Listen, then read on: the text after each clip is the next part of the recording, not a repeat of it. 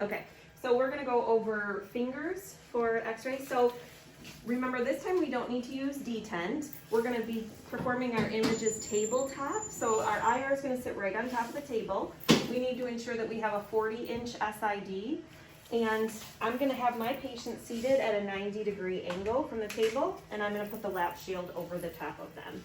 You're gonna make sure that you verify name, date of birth, pregnancy.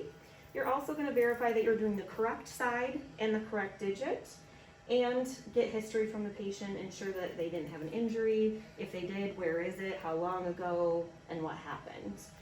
If they have any limited range of motion. So I'm gonna have you lift your hand up, set it right flat down in the middle of this cassette. We'll do the second digit of the left hand for this. So I'm going to center right over the PIP joint, the proximal interphalangeal joint. I want my central rate to be going with the long axis of the digit. I'm going to open up my collimation to ensure that I get at least 1/3 or half of the metacarpal. I'm going to make sure that my marker's in there, and I would have my patient hold nice and still. No breathing instructions, just don't breathe, don't move. Then for the oblique, I'm going to use a sponge, and I'm going to roll my patient medially for the second digit. Ensure that everything else is out of the way. Still centering at the PIP joint. I'm getting 1/3 to 1/2 of the metacarpal. For the lateral, I'm going to take the sponge away. I'm going to ask my patient to bend all your fingers in except for that one and turn your hand right onto your side. I want to ensure that the hand is truly lateral and that the finger is lateral, and I can tell by the nail bed being perpendicular to the IR. Make sure that my marker's still in there, and I would have them hold nice and still just like that.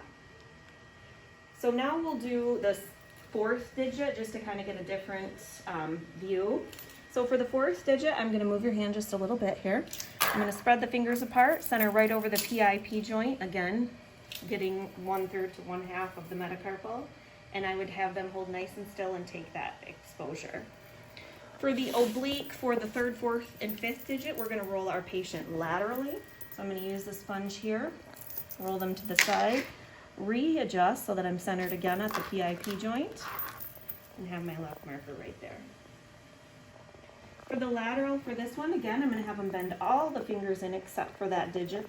Oh God. My brain melted. Go ahead and put it right on its side, just like that. If my patient can't hold their finger straight, I can also use the sponge to kind of lift this up so that the finger is actually parallel to the IR. I'm still going to make sure that I'm centered at the PIP joint. My marker's still in there under the sponge. And I would have my patient hold nice and still just like that.